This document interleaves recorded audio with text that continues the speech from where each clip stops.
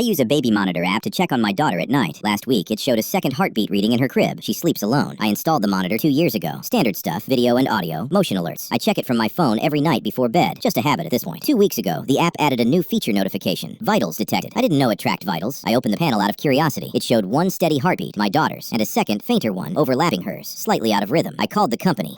Support said the app doesn't have vitals tracking at all. It never did. Not in any version. Not even in testing. They had no explanation for what I was seeing on my screen. I went into her room to check on her myself. She was alone, asleep, exactly as she should be. I stood there a long moment, feeling foolish, then went back to bed. The next night, the second heartbeat was still there, slightly stronger. I started sleeping on the floor of her room, just to be sure. On the app, from right there beside her crib, it still showed 2 heartbeats. Mine wasn't even one of them, since I wasn't in frame. I asked my mother, almost joking, if anything strange ever happened in this house before we moved in. She hesitated, then told me the previous owners lost a baby in that exact room, years before it was ever listed for sale. It was never disclosed. She'd only heard it from a neighbor after we'd already signed. Last night, the second heartbeat matched my daughter's rhythm exactly for the first time, perfectly in sync, beat for beat, like it had finally learned how. This morning, the app history shows the second heartbeat has a name attached to it now, one I never entered, a name I recognize only because it's carved, faint and old, into the underside of her crib frame.